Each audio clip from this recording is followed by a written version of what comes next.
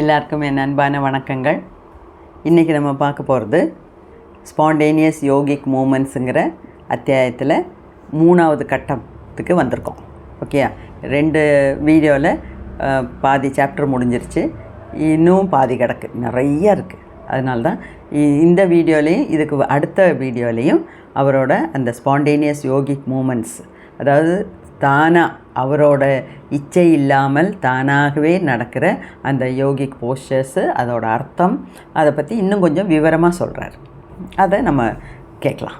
Okay, இப்போது அவர் என்ன சொல்கிறாரு,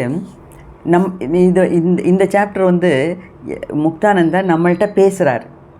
அதாவது சாதகர்களே கேளுங்க, காது கொடுத்து கேளுங்க அப்படின்னு சொல்லிட்டு ஆரம்பிக்கிறார்.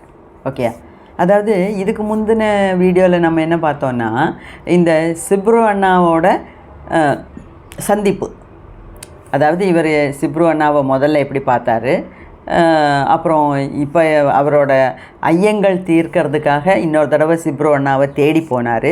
ஆக்சுவலாக அவரோட பேர் சிப்ரேஸ்வர் அப்படின்னு இப்போ தான் இங்கே தான் எழுதியிருக்காரு, சிப்ரேஸ்வர். அதுதான் மரியாதையாக சிப்ரு அண்ணான்னு கூப்பிட்றாங்க.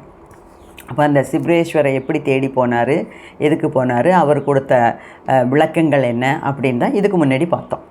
இப்போது இவர் இப்போ சிப்ரேஸ்வர் சொல்லிட்டார்ல, நீ குரு, நீயே கடவுள் ஆகிடுவ, நீ தான் குருவாக போகிற, நீ நிறைய பேரை வழி நடத்தணும் அப்படின்லாம் சொன்னார் இல்லையா. அப்போது அந்த ஒரு திருப்தியில் சரி எனக்கு நடக்கிறதெல்லாம் அப்போ இந்த குண்டலினி சக்தியோட விளையாட்டு. அதனால தானே அவரோட புக்கோட டைட்டிலே என்ன பேர் வச்சுருக்காரு, சித் சக்தி விலாஸ். அதாவது இதெல்லாம் குண்டலினி சக்தியோட விளையாட்டு அப்படின்னு புரிஞ்சுக்கிட்டார். அதனால் தைரியமாக திருப்பி அவர் எங்கேருந்து வந்தாரோ அந்த நகாட்ங்கிற இடத்துக்கே போய் திருப்பியும் ரொம்ப கான்ஃபிடென்ஸாக, ரொம்ப தன்னம்பிக்கையோட இது தியானம் பண்ணுறார். அப்போது இப்படி எழுதுகிறார், சாதகர்களே கேளுங்க, உங்களுக்கு உண்மையிலே ஒரு குருவோட அனுகிரகம் கிடச்சிருச்சுன்னா அப்புறம் நீங்கள் எதை பற்றியும் பயப்பட வேண்டிய அவசியம் இல்லை. நமக்கு வேணுங்கிறதெல்லாம் நல்ல ஒரு குருவோட வழிகாட்டுதல். அவர் நம்மளை இனிஷியேட் பண்ணிட்டார்னா அதுக்கப்புறம் நம்ம எதுக்கு பயப்படணும்? அப்போ இந்த யோக பாதையில் போகும்போது, இந்த சித்த யோகா பாதையில் போகும்போது உங்களுக்கு ஒன்று தான் ஞாபகம் இருக்கணும், குரு சொல்கிற மாதிரி கேட்கணும். குரு சொல்கிறத அப்படியே குரு சொல்கிறபடி நடந்தீங்கன்னா அது உங்களுக்கு நிறைய நன்மைகளை கொண்டு தரும். இடையில என்னோடய குரு சொல்லியிருக்காரு, சித்தர்கள் சொன்னதை நம்ம கேட்கலாம், ஆனால் சித்தர்கள் செய்கிறத நமக்கு செய்யக்கூடாது. சித்தர்கள் சொன்ன மாதிரி நமக்கு செய்யலாம், நீ அதை பண்ணு இதை பண்ணு, அவங்களோட எக்ஸ்பீரியன்ஸில் நீ இதை பண்ணு அதை பண்ணுன்னு நம்மள்கிட்ட சொல்லியிருக்காங்க. காலையில் 3 மணிக்கு எந்திரி, சிரசாசனம் இல்லைன்னா ஆசனாஸ் பண்ணு, ஹடயோகா பண்ணு, தியானம் பண்ணு அப்படின்லாம் அவங்க சொல்லியிருக்காங்க. அவங்க சொன்னதை நம்ம செய்யலாம், ஆனால் அவங்க என்ன செய்கிறாங்களோ அதை நம்மளால் நமக்கு செய்ய முடியாது, செய்யக்கூடாது. ஒரு சின்ன விஷயம், சித்தர்கள் மாதக்கணக்காக குளிக்கலையே, நான் மட்டும் ஏன் குளிக்கிறேன் அப்படின்னு அவங்க செய்கிற மாதிரி நம்ம செஞ்சோம்னா நடக்காது. வீட்டிலேருந்தே நம்மளை விரட்டி விட்டுருவாங்க, நாத்தம் அப்படி இருக்கும் இல்லையா. அவங்க உடம்பு வேறு, நம்ம உடம்பு வேறு. அது மாதிரி இப்போ இதில் எதுக்கு சொல்கிறேன்னா, சுவாமி முக்தானந்தா சொல்கிறாரு, ஒன்றே ஞாபகம் வச்சுக்கோங்க, உங்களுக்கு வேணுங்கிறது குருவோட கடாட்சம், அனுகிரகம். குரு என்ன சொல்கிறாரோ அதுபடி செய்யணும். இவர் அதுதான் சுவாமி விவேகானந்தா சொல்லியிருக்காரு, those who know to obey only can command அப்படின்னு சொல்லியிருக்காங்க. அதுக்கு அர்த்தம் என்னென்னா, யாருக்கு ரூல்ஸை ஃபாலோ பண்ண தெரியுதோ அவனுக்கு தான், அதாவது யாருக்கு அனுசரித்து போக தெரியுதோ அவன்தான் நாளைக்கு ஒரு லீடர் ஆவான் அப்படிங்கிற மாதிரி. இப்போ முக்தானந்தா அவரோட குரு சொன்னதை அப்படியே கேட்டார். அதனால் இப்போ அவர் குருவோட நிலைமைக்கு உயர்றாரு. அவர் நமக்கு அட்வைஸ் கொடுக்குறார், அறிவுரை சொல்கிறார். என்ன சொல்கிறாரு, நீ உங்களுக்கு ஒன்று தான், என்ன குரு சொன்னால் அது மாதிரி கேளுங்க அப்படின்னு சொல்கிறாரு. ஏன்னா இவரோட குரு பகவான் நித்யானந்தா இனிஷியேஷன் பண்ணி விட்டுட்டார். இனிஷியேஷன்னா அந்த ஷால்லாம் போர்த்தி அவரோட கண்ணில் இருந்து சக்தியெல்லாம் கொடுத்து அந்த பாத தூளிகளை எல்லாம் கொடுத்து எல்லாத்தையும் கொடுத்து அனுப்பிட்டார் போகணும். அடுத்த நாளும் வந்து இங்கே நிற்கிறார். ஏன்னா இவருக்கு அதாவது முக்தானந்தாவுக்கு அவரோட குருவை விட்டு போகிறதுக்கு மனசில்லை. அடுத்த நாள் வந்தார். வந்தோடனே ஏன் திருப்பி வந்திருக்கியா போ அப்படின்னு கையில் ஒரு பழத்தை கொடுத்து ஓடு ஓடு கோ கோ கோ அப்படின்னு சொல்லியிருக்கார். நீ யோலாவுக்கு போ, அங்கே உனக்கு நிறைய அறிவு கிடைக்கும், போ போ போ அப்படி. இவருக்கு போகிறதுக்கே மனசில்லை. ஆனால் கூட குரு சொல்லிட்டா அதுக்கு மீறது நடக்காது, அது மீறக்கூடாது. சரி போகிறேன் அப்படின்னு சொல்லி தான் அந்த 2 பாத தோழிகளையும் தலையில் வச்சுட்டு இப்படியே போனார். அதெல்லாம் நம்ம விவரமாக பார்த்தோம் இல்லையா? அப்போது அவர் அந்த மாதிரி கீழ்ப்படிதல் செஞ்சதுனால தான், அதாவது குருவோட கட்டளைக்கு கீழ்ப்படிஞ்சு அது மாதிரி அவர் செஞ்சதுனால அவருக்கு நம்மள்கிட்ட இப்போ தைரியமாக சொல்லலாம், நீங்களும் இந்த மாதிரி தான் பண்ணணும் அப்படின்னு. ஓகே, அப்புறம் அவர் நம்மள்கிட்ட கேட்குறாரு, சிப்ரு அண்ணா என்ன சொன்னார்னு உங்களுக்கு தெரியும்ல, நான் சொன்னேன்ல, படிச்சிருக்கீங்கல்ல, என்ன சொன்னார்? அவர் என்கிட்ட கேட்டார்ல, உன்னோட மெடிடேஷன் டைமில் உன்னோட ஹார்ட் பக்கத்தில், அதாவது உன்னோட ஹிருதய பாகத்தில், அதாவது உன்னோட ஹார்ட் சக்கரால் யாரால் வர முடியும்? யாராலையும் அங்கே நுழைய முடியாது. அந்த குண்டலினி சக்தியால் மட்டும்தான் அங்கே நுழைய முடியும். அப்போது உன்னோட மெடிடேஷனில் எந்த மாதிரியெல்லாம் நிறைய காட்சிகள் வருது, அது நல்லதாக இருக்கலாம், கெட்டதாக இருக்கலாம், உனக்கு பிடிச்சதாக இருக்கலாம், பிடிக்காததாக இருக்கலாம், அழகாக இருக்கலாம், அசிங்கமாக இருக்கலாம், வேணுங்கிறதா இருக்கலாம், வேண்டாததாக இருக்கலாம், என்ன ஆனாலும் சரி, ஒன்று மட்டும் நீ ஞாபகத்தில் வச்சுக்கோ. என்ன, அந்த சிகப்பு ஆறாக பார்க்குறதே குண்டலினி சக்தி எழும்புனா தான் ஒரு ஆளால் அந்த ஆள் உடம்பை சுற்றி இருக்கிற அந்த சிகப்பு ஆறாவை பார்க்க முடியும் அப்படின்னு சொன்னாங்க இல்லையா? அதை நீங்கள் ஞாபகம் வச்சுக்கோங்க. அப்போ அது மட்டும் இல்லை, உங்களுக்கு என்ன நடந்தாலும், அதாவது ஒரு கண்மூடித்தனமான நம்பிக்கை வேணும் அப்படிங்கிறார். குரு மேலே நம்பிக்கை வேணும். உங்கள் உடம்பில் உறங்கி கிடக்கிற அந்த குண்டலினி சக்தி மேலே நம்பிக்கை வேணும். நீங்கள் சாதனைகள் பண்ணிகிட்டே இருங்க. அந்த குண்டலினி சக்தி, அந்த மகாசக்தி, அந்த அம்பாள் எப்போ எந்திரிக்கிறாங்களோ அப்போது உடம்பில் நிறைய லீலைகள் வினோதங்கள் பண்ணுவாங்க. அது குண்டலினி சக்தி எழும்புனவங்களுக்கு மட்டும்தான், அந்த உறக்கத்தில் உறங்கி கிடக்கிற குண்டலினி சக்தி எழும்புறவங்களுக்கு மட்டும்தான் இந்த சிகப்பு ஆறா தெரியும். அதுக்கப்புறம் நிறைய கிரியாஸ் போடுறீங்க, முத்ரா பண்ணுறீங்க, அது பண்ணுறீங்க, இது பண்ணுறீங்க, தவிழ்றீங்க, கத்துறீங்க, டான்ஸ் ஆடுறீங்க, இதெல்லாம் அந்த குண்டலினி சக்தியோட விளையாட்டு அப்படின்னு திரும்ப திரும்ப சொல்கிறார். அதாவது இதில் என்ன புரியணுன்னா, சரி, அதனால தான் அவரோட புஸ்தகத்தோட பேரே ஹிந்தியில் இப்போ தான் புஸ்தகம் எழுதியிருக்காரு. அதோட பேர் என்ன சொல்லியிருக்காரு? சித் சக்தி விலாஸ். அதாவது சித் சக்திங்கிறது அந்த குண்டலினி சக்தி. இந்த குண்டலினி சக்தியோட விளையாட்டு, லீலா வினோதங்கள், விளையாடல் அப்படின்னு தான் அதுக்கு பேரே வச்சுருக்கார். அப்போ எவ்வளோ தூரம் அதை அனுபவித்து அவர் பார்த்த மெடிடேஷனில், தியானத்தில் அனுபவித்து ரசித்து இருக்கார். அதனால தான் அவர் எழுதின புஸ்தகத்துக்கே அந்த மாதிரி ஒரு பேர் கொடுத்துருக்கார். அதாவது இந்த உலகத்துலன்னு இல்லை, இந்த பிரபஞ்சத்திலேயே அந்த குண்டலினி சக்திக்கு மேலே யார் இருக்கா? லலிதா சஹஸ்ரநாமம் படித்தாலே போகிறோம். அந்த லலிதா மகா திரிபுர சுந்தரியோட வர்ணனையும் அவங்க பண்ணுறது எல்லாம் அதில் 100% விவரமாக சொல்லியிருக்காங்க. லலிதா சஹஸ்ரநாமம் அதோட அர்த்தத்தை புரிஞ்சு படிக்கணும். அது அர்த்தங்கிறதெல்லாம் நம்ம வியாக்கியானத்துக்கு அப்பால் பட்டது. என்ன இருந்தாலும் எனக்கு கேரளாவில் நல்ல ஒரு குரு கிடச்சிருக்காரு. அவர் யூடியூப்பில் இல்லை வாட்ஸ்அப்பில் எங்களுக்கெல்லாம் அந்த ஒவ்வொரு லைனாக படித்து நிறைய ஒவ்வொரு பேருக்கும் இல்லை, சகஸ்ரநாமம்னால என்ன 1000 பேரால் வர்ணிக்கிறாங்க.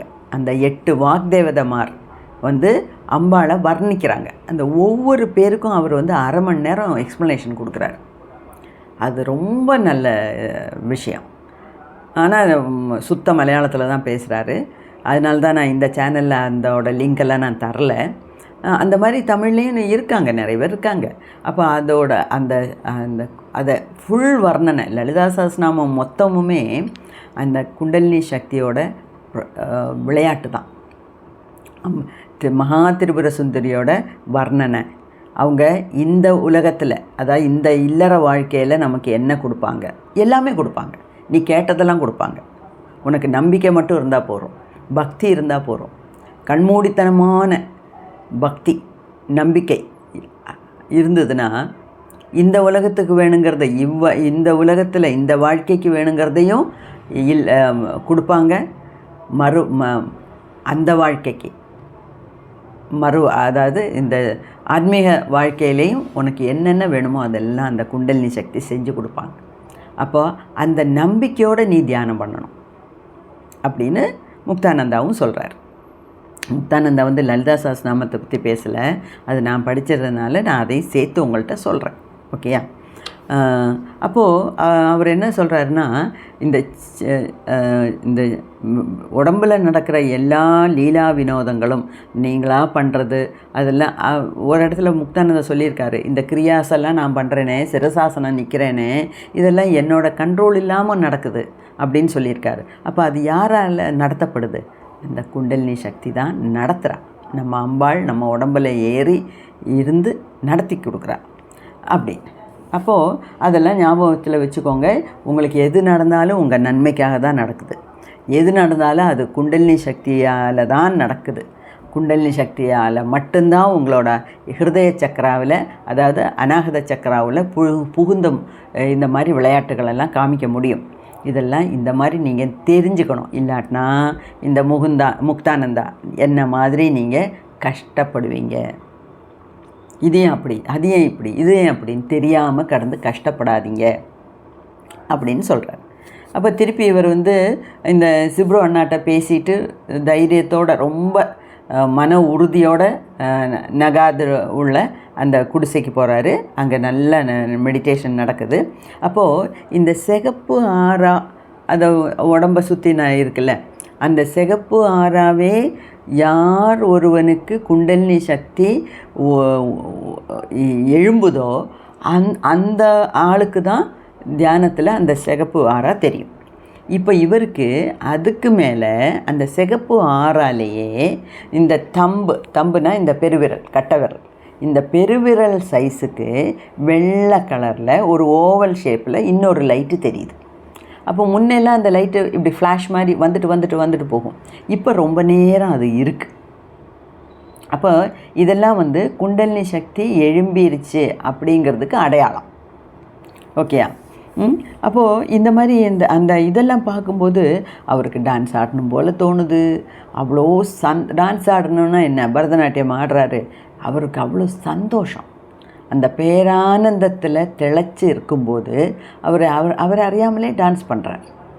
ஓகே, அதெல்லாம் தான் அவர் எழுதியிருக்கார். அதே மாதிரி இந்த ஃபிசிக்கலாக இந்த பருவுடலில் நடக்கிற கிரியாஸ் எல்லாம் அந்த குண்டலினி சக்தியோட விளையாட்டு தான் அப்படிங்கிறத நீங்கள் புரிஞ்சுக்கணும். ஏன்னா முக்தானந்தாவுக்கு ஆடை இல்லாமல் ஒரு பெண்ணு வரும்போது, இது எப்படி இந்த பெண்ணாக இருக்கா, இது எந்த பெண்ணு என்னோடய மனசுக்குள்ளே நுழைய முடியும், இது அம்பாளோட லீலா வினோதம் அப்படின்னு ஏன் எனக்கு தோணலை. அதனால தான் நான் இவ்வளோ கஷ்டப்பட்டேன். அப்போ இனிமேலாவது உங்களுக்கு இந்த மாதிரி அனுபவங்கள் வந்தால் நீங்கள் தப்பாக நினைக்கக்கூடாது.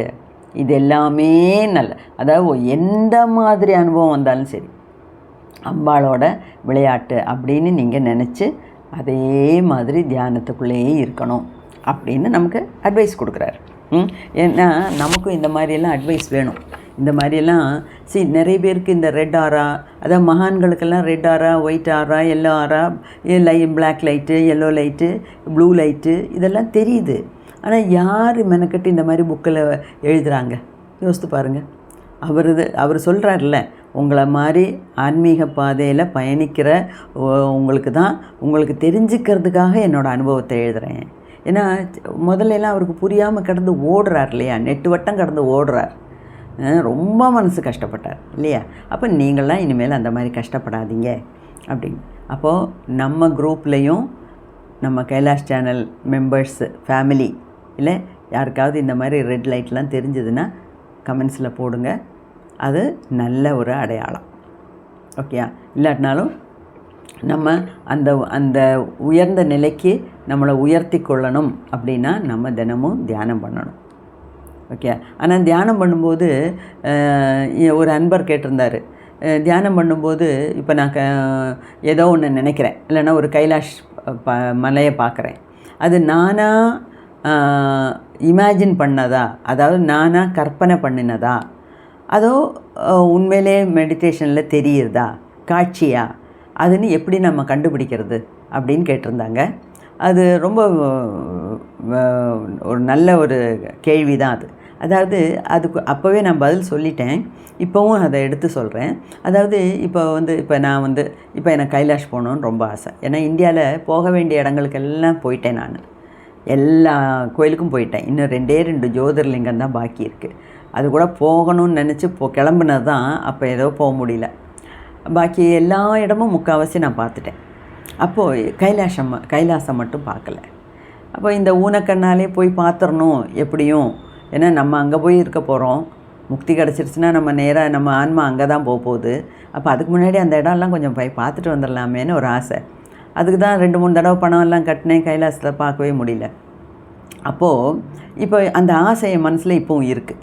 அப்போது நான் கண்ணை மூடிட்டு நான் தான் கைலாசம் பார்க்குறேன் அப்படின்னு சொல்லி, ஏன்னா ஏகப்பட்ட வீடியோஸ் கிடக்கு, அதெல்லாம் பார்த்துட்டு இதுதான் கைலாஸ் அப்படின்னு நானாக மனசில் கற்பனை பண்ணுற கைலாசத்துக்கும் தியானத்தில் அம்பாளோட அனுகிரகத்தினால கிடைக்கிற காட்சிகளுக்கும் வித்தியாசம் உண்டு. எப்படி தெரியும்னா, அந்த காட்சிகள் பயங்கர கிளியராக இருக்கும். கிளியர்னால் 100% கிளாரிட்டி அந்த காட்சிகளுக்கு உண்டு. ஆனால் நம்ம இப்போ மனசால் கற்பனை பண்ணி பார்க்கும்போது அந்த கிளாரிட்டி கிடைக்காது. இது என்னோடய குருவும் சொல்லியிருக்கார். ஏன்னா அவரெல்லாம் நிறைய ஆஸ்ட்ரல் ட்ராவல் பண்ணுறவர். ஆஸ்ட்ரல் ட்ராவல் பண்ணி அவர் கைலாசத்துக்கு போயிட்டு கைலாசத்தை பார்த்துட்டு வந்திருக்கார். அப்போது அந்த மாதிரியெல்லாம் நமக்கு ஒரு அனுபவம் கிடைக்கணுன்னா நம்ம அந்த குண்டலினி சக்தி மேலே நம்பிக்கை வைக்கணும். அப்போது இவர் அந்த ரெட் ஆரா, வெள்ளை லைட்டு இதெல்லாம் தெரியும்போது, அதாவது இமயமலையில் பார்க்காத அந்த இடங்கள், இவர் இது வரைக்கும் பார்க்காத இடங்கள், மலையோட பீக்ஸ்னால் அந்த உச்சி, மலை உச்சிகள், அதெல்லாம் நிறைய இவருக்கு இப்போ காட்சியில் மெடிடேஷனில் தெரியுது. அதாவது இவரும் ஹிமாலயாஸில் போயிருக்காரு, தங்கியிருக்காரு, நிறைய மகான்களை பார்த்துருக்காரு. அதை பற்றியெல்லாம் நமக்கு ஏற்கனவே சொல்லியாச்சு. ஆனால் இப்போ அவருக்கு தியானத்தில் இது வரைக்கும் பார்த்துராத இடங்களோட காட்சிகளெல்லாம் ஒன்றுக்கு பின்னாடி ஒன்றா வந்துகிட்ருக்கு. அதே மாதிரி காடு, மலை, இது வரைக்கும் போகாத இடங்கள்ல எல்லாம் அவர் சஞ்சரிக்கிறார். எங்கே? மெடிடேஷனில், தியானத்தில். அது மட்டும் இல்லை, அவர் என்ன சொல்கிறாரு, இந்த மாதிரி நான் காட்சிகள்லாம் நிறைய பார்த்துக்கிட்டே இருக்கேன். கண்ணை மூடி தியானம் பண்ணும்போது இந்த காட்சிகள்லாம் ஒன்றா வருது. இதில் இந்த இந்த இந்த காட்சிகள்லாம் இப்படியே வந்துட்டு போகுது. இது என்னோட கற்பனையால் வர்ற விஷயமே அல்ல. அதே மாதிரி நிறைய, அதாவது பிரபஞ்சத்தையே என்னால் கண்ணு மூடி உட்கார்ந்துருக்கும்போது பார்க்க முடியுது அப்படின்னு சொல்கிறார். உண்மையிலே அவர் என்ன சொல்கிறாருன்னா, இந்த ரெட் ஆராங்கிறது ஒரு 3 அடி அகலத்துக்கு இருக்கும். அந்த ஆரா லெங்த்தெல்லாம் மாறும். ஆனால் இந்த ரெட் ஆராவை பற்றி அவர் சொல்கிறார். நமக்கு சாதாரணப்பட்ட மனுஷங்களுக்கு ஆறாங்கிறது நம்மளோட சாதனையை பொறுத்து லெங்க்த்து ஜாஸ்தியாகும், நம்ம மூடை பொறுத்து விரியும், சுருங்கும், எல்லாம் செய்யும். ஆனால் இந்த ரெட் ஆரா, மெடிடேஷனில் வர்ற ரெட் ஆராவுக்கு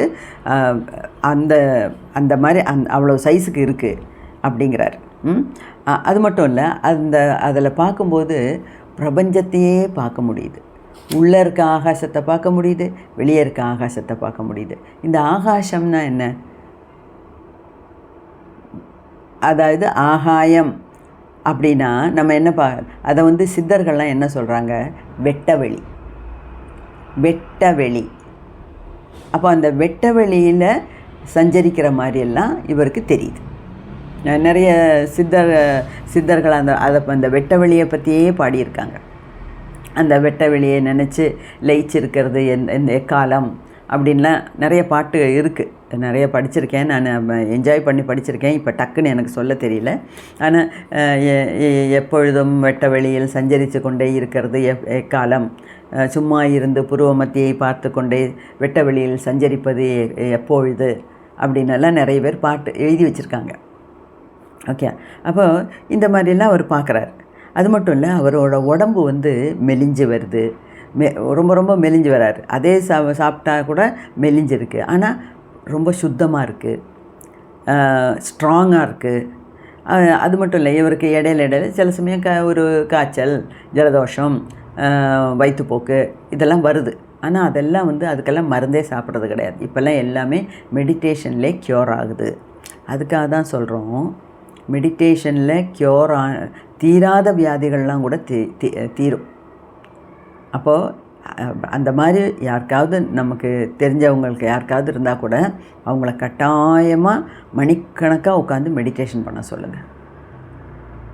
ஓகே, அப்போது இந்த மாதிரி இந்த பிரபஞ்சத்தையே அந்த சிவப்பு ஆறாக்குள்ளே பார்த்து ரசித்து என்ஜாய் பண்ணிகிட்ருக்கார்.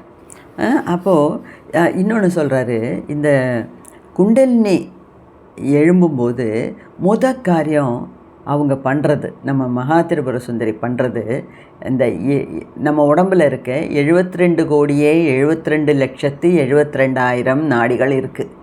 ஓகே, அதை தான் சும்மா 72,000 நாடிஸ்ன்னு சொல்கிறோம் நம்ம. அந்த 72,000 நாடிகளையும் சுத்தப்படுத்துறது தான் மெயினாக குண்டலினி சக்தியோட வேலை. ஏன்னா இந்த நாடிகள் சுத்தமாகி அதுக்குள்ளே பிராண ஓட்டம் நல்லா நடந்தால் தான் அதுக்கப்புறம் தான் நமக்கு எதுவுமே கிடைக்கும். எதுவுமே கிடைக்கும்னா என்ன, அதாவது மறுமைக்கு உண்டான முக்தி கிடைக்கிறதுக்கு பேசிக்காக என்ன நடக்கணும், நம்ம உடம்பு பியூரிஃபை ஆகணும். உடம்புனா நம்ம சோப்பு தேய்ச்சி குளிக்கிறத இந்த உடம்புக்கு இல்லாமல் ஆஸ்ட்ரல் பாடியில் தான் நாடிஸ் இருக்குது இல்லையா? அந்த நாடிகளோட பிளாக்ஸு அடப்பெல்லாம் எடுத்து இந்த இருக்கிற எல்லா நாடிகளையும் சுத்தப்படுத்துறது தான் குண்டலினி சக்தியோட முதல் வேலை. அந்த மாதிரி நாடிகள்லாம் சுத்தமானால் தான் உங்களுக்கு இந்த பல காட்சிகள் எல்லாம் கிடைக்கும். உங்களுக்கு வெட்ட வெளியில் போய் சஞ்சரிக்கிற மாதிரியெல்லாம் தோணும். வெட்ட வெளிக்கு போகலாம், தோணுங்கிறதுல மெடிடேஷனில் இருக்கும்போது தான் ஆஸ்ட்ரல் ட்ராவல் நடக்கும். டீப்பாக நம்ம தியானம் பண்ணும்போது தான் ஆஸ்ட்ரல் ட்ராவல் நடக்கும். அந்த ஆஸ்ட்ரல் ட்ராவலில் தான் இவர் பல இடத்துலையும் போய் பல இடங்களையும் பார்க்குறார். ஓகே, அப்போது இந்த மகா திரிபுர சுந்தரி, இந்த சக்தி தான் இந்த பிரபஞ்சமே. அகிலாண்ட கோடி பிரம்மாண்ட நாயகியே அப்படிங்கிறோம். இந்த கோடிக்கணக்கான அண்டங்களை உருவாக்கிய இந்த பிரம்மாண்டமான கோடிக்கணக்கான அண்டங்களை உருவாக்குனதே அந்த குண்டலினி சக்தி தான், சித்தி சக்தி. சித்தி சக்தி ஓட உடம்பு தான் இந்த பிரபஞ்சம் அப்படின்னு சொல்கிறார். அப்போது இன்னொன்று என்ன சொல்கிறாருன்னா, இந்த புராணங்கள் இதிகாசங்கள்ல எல்லாம் தான், அதாவது இம்மை மறுமை, அதாவது மெட்டீரியலிஸ்டிக் லைஃபு, ஸ்பிரிச்சுவல் லைஃப்னு வித்தியாசப்படுத்தி காமிச்சிருக்காங்க. ஆனால் அதெல்லாம் ஒன்றும் இல்லைங்க, எல்லாமே இந்த லைஃப்லேயே நமக்கு தெரியும். அதாவது இந்த இல்லற வாழ்க்கை, துறவற வாழ்க்கை, இல்லைன்னா இம்மை மறுமை அப்படிங்கிறதெல்லாம் ஒன்றும் இல்லை, எல்லாம் ஒன்று தான். எல்லாம் இங்கே நம்மளால் பார்க்க முடியும் எப்போ தியானத்தில் அப்படிங்கிறார். அது மட்டும் இல்லை, இந்த இன்னொரு ஒரு மகான் துக்காராம் மகாராஜ், ஏற்கனவே அவரை பற்றி சொல்லியிருக்காரு. அவர் நல்ல பாட்டெல்லாம் எழுதியிருக்காரு. அவர் முக்தி அடைஞ்சவர், அவருக்கு முக்தி கிடச்சிருக்கு. அப்போ அவர் எழுதின பாட்டில் அவர் சொல்கிறார், துக்காராம் மகாராஜோட குரு ஸ்ரீ பாபாஜி. அப்போது அவர் என்ன சொல்கிறாரு, என்னோட குரு ஸ்ரீ பாபாஜியால் எனக்கு எல்லாமே கிடச்சிருச்சு. நான் தியானம் பண்ணேன், பலவிதமான அனுபவங்கள் எனக்கு கிடச்சிது. இதுக்கெல்லாம் என்னோட குரு ஸ்ரீ பாபாஜி தான் காரணம். அது வந்து அதனால் என்ன சொல்கிறாருன்னா, எனக்கு வந்து இந்த சிகப்பு லைட்டு, வெள்ளை லைட்டு, கருப்பு லைட்டு, மஞ்சள் லைட்டு, இந்த வெளிச்சத்துக்கெல்லாம் அப்பால் எனக்கு நிறைய விஷயங்கள் எனக்கு புரியுது. அதாவது அந்த சூட்சுமத்திலையும் அதிசூட்சுமமான விஷயங்கள் எனக்கு விளங்க ஆரம்பிச்சிருச்சு. அதுக்கு காரணம் இந்த குண்டலினி சக்தி தான் அப்படின்னு சொல்கிறார். அது மட்டும் இல்லை, அவர் சொல்கிறாரு, நான் வந்து இந்த காலம், நேரம், இடம், பொருள், ஏவல் அப்படிங்கிறோம்ல, அந்த மாதிரி விஷயங்களையெல்லாம் கடந்து நான் வந்திருக்கேன். இப்போ எனக்கு எந்த வித்தியாசமும் இல்லை. ஏன்னா அவங்க அந்த மாதிரி ஒரு உயர்ந்த நிலைக்கு போகிறாங்க. இப்போது நம்ம வந்து இப்போ இங்கே இருக்கோம், இந்த உலகத்தில் இருக்கோம். இந்த உலகத்தில் இருக்கும்போது நமக்கு பலவித அனுபவங்கள். அதாவது இப்போ பாருங்கள், இப்போ மணி 1, இது காலையில், மத்தியானம், சாயங்காலம், நைட்டு, இங்கே போகணும், ஆஃபீஸ் போகணும், வீடு, நம்ம வேறு, நம்ம பிள்ளை குட்டிங்க, நம்ம குடும்பம், அந்த மாதிரி எல்லாம் நமக்கு நிறைய வித்தியாசமான விஷயங்கள் தான் இருக்குது. அதே சமயத்தில் இந்த நிலைமையை கடந்து அந்த குண்டலினி சக்தி எழும்பிச்சுன்னா அவங்களுக்கு காலம் கிடையாது. காலையில், மத்தியானம், சாயங்காலங்கிற வித்தியாசம் கிடையாது, எதுவுமே கிடையாது. ஏன்னா அவங்க வந்து அந்த நிலைமைக்கு போகிறாங்க. எந்த நிலைமைக்கு? அதாவது அவங்க வந்து அந்த பிரபஞ்சத்தோடு கரைஞ்சு போகிறாங்க. இந்த ஐ கான்ஷியஸ்னஸ்ங்கிறது அவர் அந்த பிரபஞ்சத்தோடு கரைஞ்சு போகிறாங்க. அப்போ நான் வேறு, பிரபஞ்சம் வேறு இல்லை, நானும் பிரபஞ்சமும் ஒன்று, நான் வேறு. இந்த விஷயங்கள் இப்போ வந்து இது என் குழந்தை, இது அடுத்த வீட்டு குழந்தை, இது இது என்னோட சித்தி பொண்ணு, இது வந்து எங்கள் அக்கா பொண்ணு, வித்தியாசம் தெரியுது.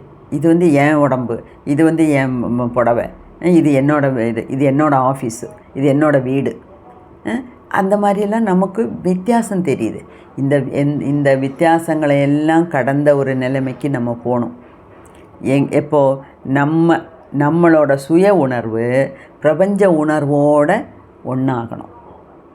அப்படி ஆனதுனால்தான் துக்காராம் அப்படி சொல்கிறார், எனக்கு இந்த வித்தியாசமெல்லாம் இல்லை. ஐ ஆம் ஹீ, ஐ ஆம் பிரம்மன். அதுக்கு அர்த்தம் என்ன? நானே கடவுளாயிட்டேன், நான் தான் பிரம்மா, அகம் பிரம்மாஸ்மி. அகம் பிரம்மாஸ்மிங்கிறது இதுதான். அந்த மாதிரி கடவுளோட பிரபஞ்சத்தோட ஒன்றா சேரும்போது தான் அந்த ஃபீலிங் நமக்கு கிடைக்கும். நான் தான் கடவுள், நான் தான் பிரம்மா அப்படின்னு. அப்போது சுவாமி முக்தானந்தா இடையில வந்து, அதாவது மற்றவங்க சொன்னதெல்லாம் கொட்டேஷன் மாதிரி சொல்கிறார். இப்போ சுவாமி முக்தானந்தா என்ன சொல்கிறாருன்னா, அப்போ நம்மளும் அந்த தம் சைஸில் அந்த ஓவல் ஷேப்பில் இருக்க வெள்ளை லைட்டை கடந்து, அந்த சிகப்பு லைட்டெல்லாம் கடந்து கடவுளோடு ஒன்றாகணும், அந்த பிரபஞ்சத்தோடு ஒன்றாகணும் அப்படின்னு சொல்கிறார். அப்போ இன்னொன்று ஸ்ரீ சங்கராச்சாரியார் சொல்லியிருக்காராம், இந்த உலகத்தில் நடக்கிற எல்லாத்துக்கும் மூல காரணம் அந்த ஒரு சக்தி தான், அந்த அம்பாள் தான். அது ஆனால் நமக்கு அது தெரிய மாட்டேங்குது. அதனால தான் இது என் குழந்தை, இது அடுத்த வீட்டு குழந்தை. அப்போ என் குழந்தைக்கு தனி ப்ரிஃபரன்ஸு, அடுத்த வீட்டு குழந்தைக்கு வேறு அப்படிங்கிற வித்தியாசம் நமக்கு இந்த புத்தி அறிவில்லாதனால தான். அதாவது நம்மளோட அறிவில்லாய்மை தான் நீ வேறு, நான் வேறு, அது வேறு, இது வேறேன்னு தெரியுது. இல்லாட்டினா நமக்கு மட்டும் ஞானம் கிடச்சிச்சுன்னா இது எல்லாமே ஒன்று தான். இந்த ஜீவாத்மா, எனக்குள்ளே இருக்க ஜீவாத்மா தான் நான் பார்க்குற எல்லா உயிர்களுக்குள்ளேயும் இருக்குது, இதெல்லாம் ஒன்று தான் அப்படிங்கிற புரிதல் வரணும் நமக்கு. அந்த புரிதல் இல்லாதனால்தான் இவ்வளோ சண்டை சச்சரவு அது இது எல்லாம் நடக்குது அப்படின்னு சொல்கிறார். அப்போது இதெல்லாம் அப்போ சங்கராச்சாரியா சொன்னது, இதை துக்காராம் சொன்னது, முக்தானந்தாவோட செல்ஃபாக நடக்கிற எக்ஸ்பீரியன்ஸு, இதெல்லாத்தையும் விவரமாக சொல்லிட்டு தான் சொல்கிறாரு. இதெல்லாம் இந்த குண்டலினி சக்தி, சித்தி சக்தியோட லீலா வினோதங்கள், விளையாட்டு அப்படின்னு சொல்கிறார். ஓகே, அப்போது இது கொஞ்சம் சொல்லியிருக்கேன். பாக்கி வந்து இன்னொரு இதுக்கு போகும், இன்னொரு வீடியோவுக்கு போகும். ஏன்னா கிட்டத்தட்ட அதே 18-20 பாயிண்ட்ஸ் இருக்குது. அப்போ எல்லாத்தையும் சேர்த்து இப்போ நான் வந்து 2-3 தடவை புக்கை படித்து அந்த பாயிண்ட்ஸ் எல்லாம் எழுதியிருக்கனால எனக்கு கோர்வையாக சொல்ல முடியுது. உங்களுக்கும் அது புரியும் அப்படின்னு நினைக்கிறேன். உங்களுக்கு பிடிச்சிருக்குன்னு நினைக்கிறேன்.